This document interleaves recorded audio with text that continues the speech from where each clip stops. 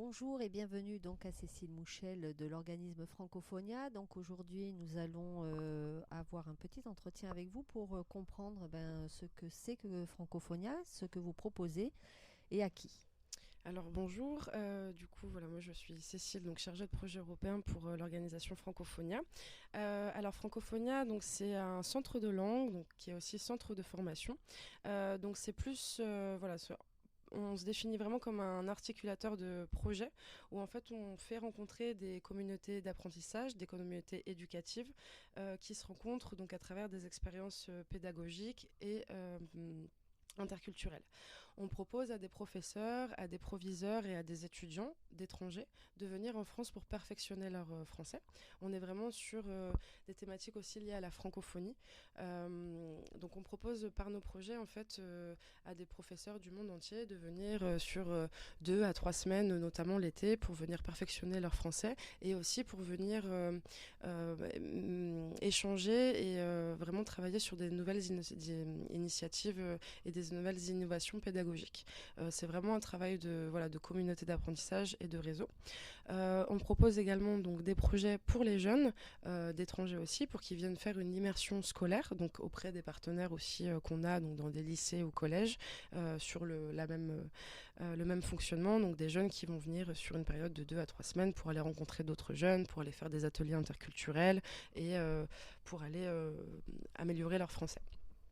On a une devise qui est vraiment de apprendre de tous et savoir ensemble, où on va vraiment essayer de mixer les publics et mixer les horizons aussi différentes. On va pouvoir faire rencontrer un professeur d'Ouzbékistan, par exemple, avec un professeur de France ou un professeur d'Italie, qui vont vraiment être ensemble pour partager des valeurs communes et des valeurs qu'on porte, telles que l'interculturalité, la solidarité, et l'innovation pédagogique, par D'accord. exemple. Donc vous avez des partenariats avec des partenaires sur Nice, Alors par sur Nice, exemple. au niveau des écoles, par exemple des lycées, des collèges également, et on a des partenaires aussi internationaux, comme des écoles ou des lycées, des ambassades qui vont nous envoyer des personnes qui seront intéressées pour prendre partie à nos projets. D'accord. Quels sont les critères du coup pour, les critères d'âge par exemple ou pour pouvoir. Alors pour pouvoir participer, donc au niveau des jeunes qui viennent, ça peut être c'est des jeunes qui sont dans un système scolaire, qui peuvent être donc accompagnés d'un professeur ou d'une professeure qui vont venir sur Nice. Ça peut être à partir de 15-16 ans et puis sur l'âge maximum, on n'en a pas. C'est tous les professeurs qui sont intéressés de venir participer à nos formations. D'accord. Voilà. Donc ça c'est pour la partie vraiment professeur et élève. Et Ouais. Francophonia est aussi impliquée depuis quelques années sur le Corps européen de solidarité, qui est du coup un dispositif qui émane de la Commission européenne et qui permet à des jeunes, un peu comme le service civique, de pouvoir faire une mobilité à l'international, donc notamment en France pour nous, ou à l'étranger, en Europe, pour vraiment aider des structures, donc des associations, des structures territoriales, dans la mise dans des missions diversifiées qui vont vraiment les aider sur une courte durée, donc ça peut être de 2 à 12 mois. Donc c'est des jeunes qui viennent d'Europe et qui vont venir aider une structure. Donc ça peut être des missions vraiment diversifiées. Ça peut être des jeunes qui vont venir au sein d'un service de jeunesse, par exemple, pour aller mettre en place des projets avec des jeunes sur place, sur le territoire. Ça peut être des jeunes qui partent pour le coup, parce qu'il y a aussi du volontariat à l'envoi, qui peuvent partir. Là, on a une volontaire, par exemple, qui est partie pendant 1 an à Malte avec une organisation pour travailler dans une réserve naturelle. Donc, elle a fait beaucoup de sensibilisation sur la réserve naturelle, sur les animaux présents. Voilà. Donc, c'est vraiment des thématiques vraiment variées Oui, d'accord. qui touchent les thématiques de la Commission européenne. Donc, ça peut être des thématiques liées à la solidarité, à l'interculturalité, au développement durable.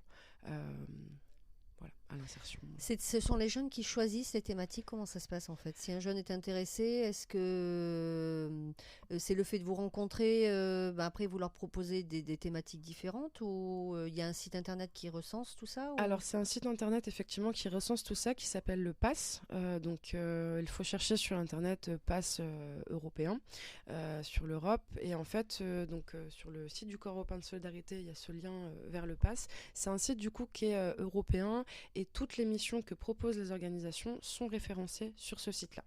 Chaque jeune, s'il est intéressé par une mission de Corps européen de solidarité, va déjà commencer par s'informer un petit peu de qu'est-ce que le Corps européen de solidarité, quelles sont les conditions, pourquoi le faire aussi. Et à la suite, il va pouvoir avoir accès sur ce site-là à toutes les missions proposées. Voilà. Et il candidate en ligne. Et si l'association est intéressée, elle reprend contact avec le jeune. C'est ça. Elle reprend contact avec le jeune. De là, s'organise du coup des entretiens avec le jeune, donc forcément à distance parce qu'on ne va pas faire venir un jeune de l'international pour un entretien. Ce dispositif-là, il est vraiment ouvert à tous les jeunes. En tant qu'organisation, nous n'avons pas regardé, on n'a pas demandé de diplôme. Il n'y a pas de diplôme requis. Il n'y a pas de niveau de français, d'anglais requis. C'est vraiment ouvert pour tous les jeunes et tous les jeunes peuvent candidater. Après, il est vrai qu'il y a beaucoup de candidatures, donc c'est vrai qu'on demande aux jeunes de candidater via une petite lettre de motivation, d'envoyer un CV aussi s'ils le veulent, c'est pas obligatoire, mais voilà, un CV mais qui recense aussi leur expérience associative, autant que sur des petites missions ou des choses comme ça. D'accord. Est-ce que ça a un coût pour les jeunes, ce type de dispositif ? Alors non, le Corps européen de solidarité, il est vraiment pris en charge à 100% par le Corps européen de solidarité. Donc les jeunes, quand ils viennent, ils ont dès que la mission, donc le jeune candidate, il a un entretien, l'entretien se passe bien, l'organisation veut le prendre en volontariat. Pour ça, elle se met en contact du coup avec une organisation d'envoi, donc une organisation telle que Francophonia, par exemple, et une organisation du coup qui va aider le jeune à se préparer au départ. Donc le jeune déjà à savoir qu'il n'est pas tout seul. Il a l'organisation d'accueil qui peut être à l'étranger ou en France, mais il a également une organisation à l'envoi qui est dans son pays de provenance. De là, donc le jeune va avoir une aide déjà pour les frais de transport. Il est remboursé, donc c'est des forfaits qui sont décidés par la Commission européenne. Donc il a un forfait pour prendre ses billets de train ou d'avion qui est remboursé par l'organisation qui l'accueille. Il a également une petite indemnité d'argent de poche qui dépend du pays à l'accueil. Par exemple, en France, elle est de l'ordre de 7 € par jour et par personne. Il a également une prise en charge de l'hébergement. L'hébergement, ça dépend vraiment de l'organisation dans laquelle il est. Ça peut être une colocation, ça peut être un hébergement chez l'habitant, ça peut être un petit studio ou un appartement. Ça, tout est spécifié dans la mission et lors de l'entretien. Donc le jeune, il est censé savoir où est-ce qu'il part, où est-ce qu'il va avant de partir. Et également, le jeune a une prise en charge au niveau des frais de nourriture. Soit l'organisation décide de lui donner tous les mois plutôt, des frais pour la nourriture, pour couvrir la nourriture. Soit c'est le jeune, il est dans une structure qui, comme dans une école ou choses comme ça, qui vont lui donner directement la nourriture sur place. D'accord. Et en plus, le jeune bénéficie d'une assurance qui est prise en charge par le programme de Corps européen de solidarité, qui prennent en charge cette assurance-là, donc pour couvrir tous les frais et toutes les dépenses liées au médical. D'accord. Donc que des avantages pour permettre à des jeunes de partir. Donc du coup, quand on dit jeune, c'est quel âge ? 18-30 ans pour le programme. Et voilà, ça permet vraiment d'avoir une première petite expérience à l'étranger. Alors, il est possible de faire un volontariat de court terme, donc de moins de 2 mois. Si une personne elle a des freins à la mobilité, si elle a peur de partir, on a tous peur à un moment donné de partir à l'étranger, de quitter ses amis, sa famille, tout ça. Mais il est possible du coup de faire des mobilités de court terme, donc de moins de 2 mois, et d'après d'enchaîner sur une mobilité de long terme. Donc vraiment tout est fait, donc long terme c'est jusqu'à 12 mois. En tout, le volontariat ne doit pas dépasser 12 mois par an, et c'est une seule fois dans sa vie, comme le service civique. D'accord. Quand on dit 12 mois par an, ça veut dire qu'on peut faire... On peut faire deux volontariats, un de 6 mois, un de 6 mois. On peut faire un volontariat jusqu'à 2 mois et ensuite un volontariat jusqu'à 10 mois. Donc en tout, 12 D'accord, mois. ok. Voilà. Ok. Mais d'accord, j'ai bien compris le truc. Alors, si un jeune est intéressé, qu'est-ce qu'il doit faire? Est-ce que vous avez un site internet? Est-ce que vous êtes sur des réseaux sociaux? Est-ce qu'il vous contacte directement ou il passe automatiquement par le site internet passe? Voilà. Alors, si c'est un jeune qui est du territoire des Alpes-Maritimes, il peut bien évidemment, ou de PACA pour élargir, il peut bien évidemment nous contacter. Le plus simple, c'est déjà de voir un petit peu qu'est-ce que le Corps européen de solidarité, de comprendre un petit peu voilà, dans quoi on s'embarque, qu'est-ce que c'est, quelles sont les modalités, quels sont le type de missions aussi, parce que c'est des missions voilà, qui peuvent ne pas plaire à tout le monde. Et ensuite, d'aller faire un tour sur le PASS. Donc ce fameux site européen pour voir un peu le type de mission. Et ensuite, bien évidemment, si le jeune a un besoin d'organisation à l'envoi, il peut totalement nous contacter Francophonia. Et nous, on aide le jeune à pouvoir partir à l'international, donc en Europe, et notamment faire toute la contractualisation avec l'organisation à l'accueil. Vérifier que au niveau des frais d'indemnité, tout est au clair. Au niveau de l'hébergement, tout est au clair. Voilà. D'accord. Pour vous contacter, le site internet, c'est? Oui, francophonia.com. Voilà. Alors, dans les nouveautés, est-ce que vous avez prochainement de nouveaux programmes qui vont sortir et qui peuvent intéresser les jeunes? Alors oui, il y en a particulièrement un, c'est le programme The Career Garden. Donc en fait, c'est une plateforme qui a été mise en place avec plusieurs partenaires au niveau européen.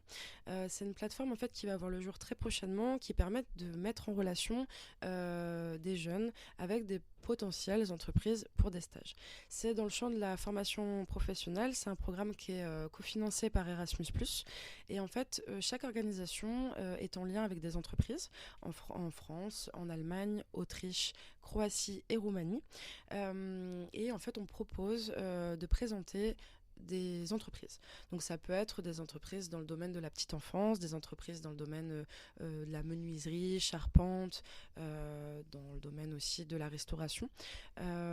Et en fait, il y a des modules donc pédagogiques et interactifs où chaque jeune pourra, via cette plateforme, regarder des vidéos, avoir des informations sur le métier et également sur l'entreprise qui est présentée, pouvoir répondre à des petits quiz, à des petits questionnaires.